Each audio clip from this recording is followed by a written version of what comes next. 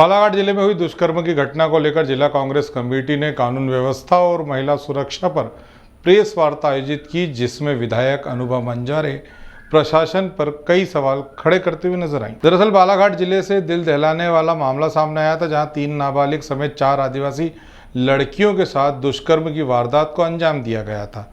मामले में 7 आरोपी हैं। उन्होंने बारी बारी से लड़कियों का रेप किया था। इनमें नाबालिग पीड़िता 14, 15 और 16 वर्ष की है, वहीं एक बालिका 21 वर्ष की है। सभी आरोपी लड़के एक ही गांव के थे, जिनकी पीड़िताओं ने पहचान कर ली है। पुलिस ने सभी आरोपियों को गिरफ्तार कर लिया है। इनमें से एक आरोपी को पुलिस ने अभिरक्षा में रखा है। कुछ पीड़ित लड़कियों की तबीयत भी बिगड़ी है, जिन्हें उपचार के लिए अस्पताल ले जाया गया है। नमस्कार, आप सबका स्वागत है।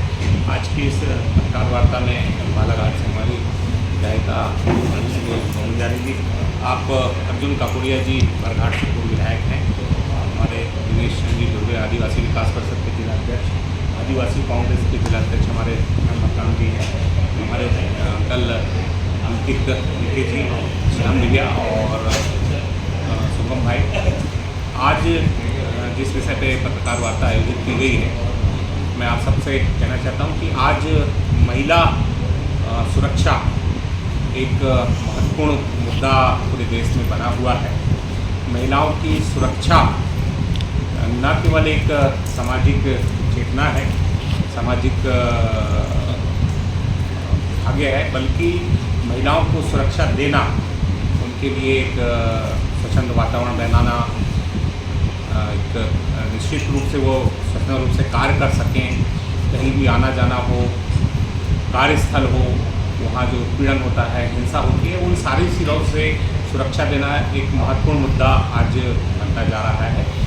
लेकिन बड़े दुर्भाग्य के साथ आज कहना पड़ रहा है कि महिलाओं के प्रति अपराध दिनों दिन लगातार देश में और प्रदेश में बढ़ रहा है। मैं इस विषय पर आप सबको अवगत कराना चाहता हूँ कि बालाघाट ज़िले में काफ़ी दिनों से ऐसा कुछ हो रहा है कि हमारे जो आदिवासी अंचल हैं, भैया बिरसा और परसवाड़ा ब्लॉक में, यहाँ के बहुत सारे मजदूर लोग आदिवासी भाई हैं, उसमें गैर आदिवासी भाई भी हैं, जो काम की तलाश में पलायन करके बहुत बाहर जाते हैं।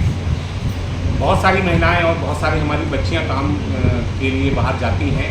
बहुत सारी ऐसी घटनाएं घटी हैं कि बाहर जाने के बाद वो बच्चियां गायब हुई हैं, महिलाएं गायब हुई हैं। उनको कई बार ऐसा हुआ है कि एक महिला को कुछ साल पहले दिल्ली में बंधक बना के रखा गया था, घरेलू काम कराया जा रहा था, उसको आने नहीं दिया जा रहा था।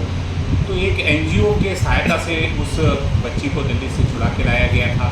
फिर अभी कुछ दिन पहले एक राजस्थान में हमारी एक महिला पुतला कर ले जाया गया और राजस्थान में उन्होंने एक से शादी करा दिया। तो यहाँ से ऐसी महिलाओं को किसी न किसी रूप में लेके जाया जा रहा है। इसमें ज़्यादातर हमारी आदिवासी समाज की महिलाएं, ज़्यादातर हमारी आदिवासी समाज की बच्चियाँ हैं। ठीक उसी तरह से अभी एक 23 तारीख को एक घटना बालाघाट जिले में घटना अभी हुई है, जिसमें मेरी विधानसभा क्षेत्र का ग्राम दुगलई है। और दुगलई एक ऐसा गांव है जहां जो आदिवासी परिवार, 19 आदिवासी परिवार रहते हैं, और वो आदिवासी परिवार बहुत पहले से उस गांव में निवास करते हैं। वहाँ सड़क नहीं थी, बिजली नहीं थी, अभी सड़क पहुँची है, बिजली पहुँची है, लेकिन उनकी पूरी आजीविका का जो साधन है, वो आजीविका का साधन पूरा लघु वनोपज है।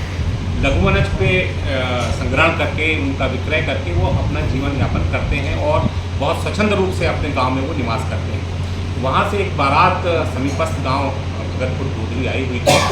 भगतपुर गोदरी कुछ बच्चियाँ उस शादी समारोह में शामिल होने आई थी। रात में लगभग शादी समारोह समाप्त होने के बाद 1 बजे करीब वो अपने गाँव दुगलई जा रही थी। जब वो दुगलई जा रही थी तो रास्ते में कुछ युवकों द्वारा, लगभग वो बच्चियाँ 5 बच्चियाँ थीं, उनके साथ एक लड़का भी था, और 5 बच्चियों में एक 9 साल की बच्ची थी, एक बालिग बच्ची थी और 3 बच्चियाँ नाबालिग और थीं। तो इस तरह से 4 बच्चियों के साथ समीपस्थ गांव के कुछ युवकों द्वारा सामूहिक बलात्कार उनके साथ रात में लगभग 2 बजे किया गया। और जो एक नाबालिग बच्ची थी, 3 नाबालिग बच्चियाँ थीं और एक जो 9 साल की उनके बच्चे थे, उसके साथ किसी प्रकार की कोई घटना नहीं घटी, लेकिन जो लड़का साथ में था उसको धमका कर वहाँ से उनके द्वारा भगा दिया गया। जब बच्चियाँ के साथ एक घटना घटी, बच्चियाँ अपने घर में गए, जब अपने परिवार को बताने के बाद परिवार के लोगों को जब ये बात फैली, गांव में फैली, समीपस्थ जहाँ शादी विवाह समारोह था वहाँ के गांव में भी फैली। तो जिन लोगों ने ये घटना को अंजाम दिया था, उनके परिवार वालों ने दूसरे दिन उस गांव में जाकर एक उनको प्रलोभन देने का प्रयास किया गया, उस मामले को दबाने का एक प्रयास किया गया। लगातार ये क्रम दिन भर चलता रहा। दूसरे दिन सुबह भी ये क्रम दबाव बनाने का कि किसी तरह वो मामला थाने का ना जाए, मामला उजागर ना हो, एक दबाव बनाने का प्रयास किया जाता रहा। लेकिन हमारे कुछ सामाजिक संगठनों के पदाधिकारी हैं जिन्होंने उसमें रुचि दिखाई, परिवार के लोगों को समझाया और उन बच्चियों को लेकर हट्टा थाना आए। हट्टा थाना में जब मामला दर्ज किया गया तो हमारे दिनेश गुरुए जी, हमारे अंकित उनके जी वहाँ पहुँचे और जब पूरा दबाव बनाया गया तो पुलिस ने मामला दर्ज किया और उन बच्चों को सहायता पहुँचाई और जो आरोपी थी उनकी गिरफ्तारी 7 लोगों की लगभग पुलिस ने की। ये घटना जो है बहुत निंदनीय घटना है, बहुत विभत्स घटना है। मैं इसकी वंदना करता हूँ और सरकार से हम ये मांग करते हैं कि जो पीड़ित परिवार है उस पीड़ित परिवार को एक सुरक्षा सहायता मुहैया कराई जाए, क्योंकि वो कैसे सघन जंगल में रह रहे हैं। जिस तरह से आरोपियों द्वारा उनको घटना के बाद बार बार दबाव बनाया गया, FIR के बाद, गिरफ्तारी के बाद, हो सकता है उनके परिवार के और भी लोग हैं जो उन पर दबाव बनाए, डराने धमकाने का काम करें। इसलिए हम सबसे पहले तो हमारी ये मांग है कि उन लोगों का जो मामला है फास्ट ट्रैक कोर्ट में चले और फास्ट ट्रैक कोर्ट में चलने के बाद उनको कड़ी से कड़ी सज़ा दिलाने में सरकार पूरी की पूरी भूमिका हो।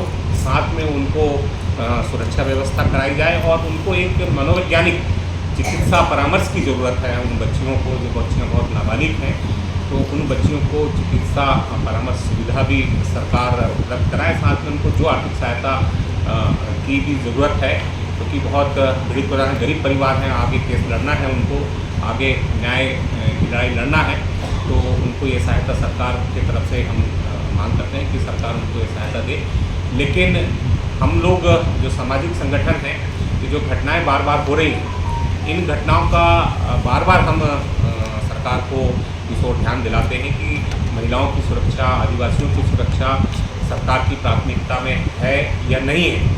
बार बार ध्यान दिलाने के बाद भी बार बार, चाहे विधानसभा हो, चाहे विधानसभा के बाहर भी हमारे सामाजिक संगठन जो विधानसभा के बाहर हैं, वो भी बार बार सरकार को इस बात को चेताने का। एक बहुत ही गंभीर घटना घटित हुई है जिसमें पूरी मानवता को, पूरे नारी समाज को शर्मसार किया है। और बहुत ज़्यादा सोचने की बात यह है कि हमारे मध्य प्रदेश की डॉक्टर मोहन यादव जी की सरकार बड़े बड़े दावे करती है। महिला सुरक्षा के मामले में बहुत दावे करने का काम होता है सरकार की तरफ से कि हमारे शासनकाल में महिलाएं सुरक्षित हैं, बेटियां सुरक्षित हैं और कहीं भी चली जाएं हमारी बेटियां, उनके साथ किसी भी तरह का कोई भी, कहना चाहिए, अपराध घटित नहीं हो सकता।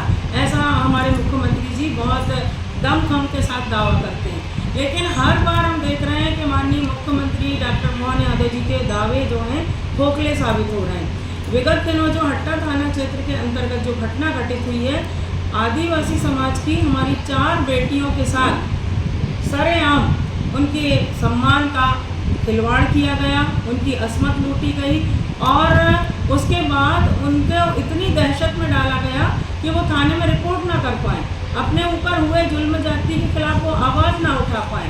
तो ये कैसा कानून है, कैसी व्यवस्था चल रही है सरकार की, ये हमारा एक सवाल है। अभी जैसा कि हमारे माननीय अध्यक्ष जी संजय उइके जी ने कहा कि उन 4 बेटियों में 1 बेटी सिर्फ बालिग है, बाकी 3 बेटियां जो हैं वो नाबालिग हैं और 4 बच्चियों के साथ, 4 बेटियों के साथ इतना जघन्य अपराध हुआ है जिससे हम सभी बिल्कुल हिल गए हैं, आत्मा हमारी दहल गई है। हमारे ज़िले में, बालाघाट ज़िले के अंदर ये घटना घटित हुई है। पूरे मध्य प्रदेश, पूरे देश की आत्मा इससे बहुत दुखी हुई है। मुझे बिल्कुल कहना पड़ रहा है कि कानून व्यवस्था बिल्कुल भी अच्छी नहीं है हमारे मध्य प्रदेश की।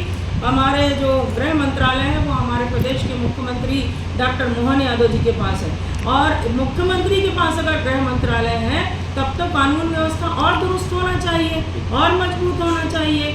महिलाएं सुरक्षित रहना चाहिए, घर में भी सुरक्षित रहना चाहिए, बाहर भी अगर वो जाती हैं अपने कार्य क्षेत्र में काम करने के लिए या कहीं शादी विवाह आयोजन में, कभी रात्रि में लौटने में, आने में, जाने में पूरी सुरक्षित होना चाहिए। तो मैं तो ये कहूँगी कि अगर गृह मंत्रालय फेल है तो पूरे मुख्यमंत्री जी ही फेल हैं और मुख्यमंत्री जी फेल है तो पूरी सरकार ही फेल है इस मामले में। तो ये बहुत गंभीर सवाल हमारा है कि क्या कर रही है हमारी सरकार। और रही सवाल हमारे बालाघाट जिले की कानून व्यवस्था की, तो मैंने पहले भी आप सबके माध्यम से कहा है कि हमारे बालाघाट जिले की कानून व्यवस्था बिल्कुल ध्वस्त है। यहाँ पे सरेआम अपराध हो रहे हैं, सरेआम अपराधी अपराध करके भाग रहे हैं, गायब हो जा रहे हैं, लेकिन पुलिस उनको नहीं पकड़ पा रही है।